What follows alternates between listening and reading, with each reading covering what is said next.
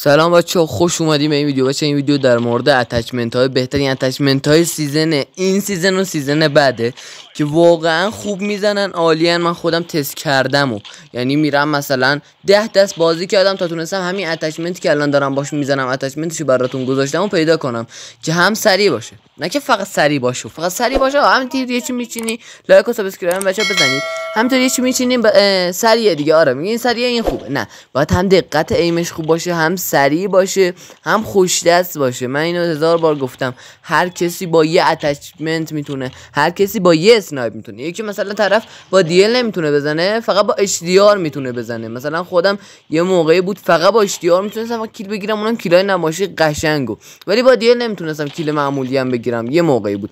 یه موقع میبینی مثلا فقط با تونرا میتونی، یه موقع میبینی فقط با آوتلا میتونی. فرق داره، یکی دستش به یکی گرمه، یکی یه جور دیگه. مثلا من جدیدن خودم با اوتلا میگم بچه، تونرا و اشتیار خیلی خوب بازی میکنم جدیدن.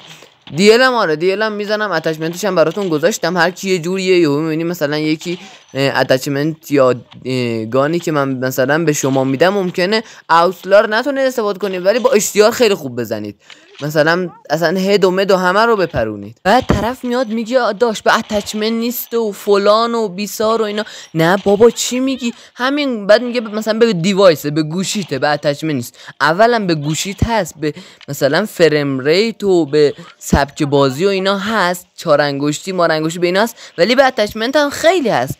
یکی از این میگی به اتچمنت نیست زیاد. من الان اتچمنتمو مثلا اشتیار داشتم نمیتونستم باش بازی کنم، اتچمنت عوض کردم الان دارم مثل فرفره باش بازی میکنم. گوشیم هم A13 سامسونگ، برای گیم واقعا خوب نیست، ولی اگه A13 سامسونگ قیمت پایینیه، سامسونگ قیمت پایین خوبه.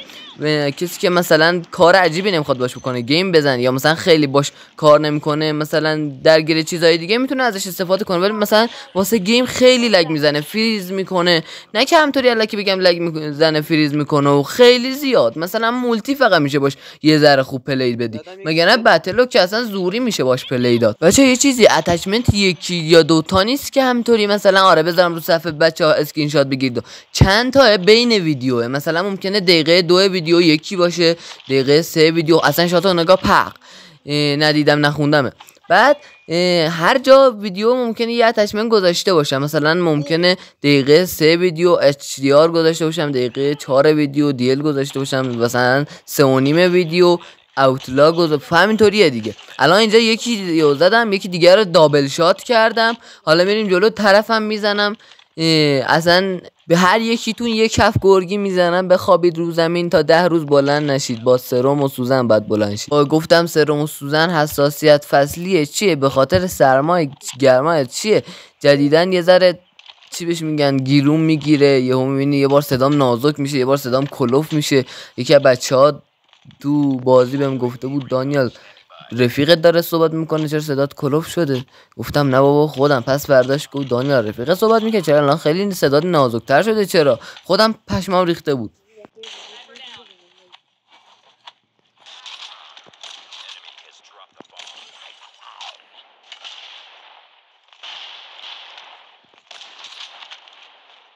ناک میکنه آبت فادا داشت.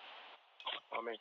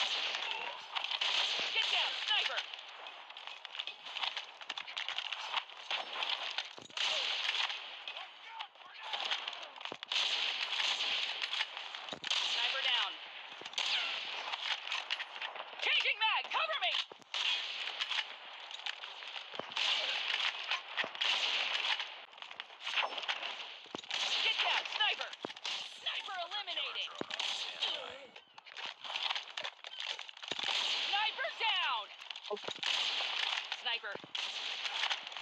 وینور مجید و وینور پینک رو بعد مشکل کن. دانی الو وینور مجید نایفش نکن همه نایف میکن نایفش کنی همه نایف میکنن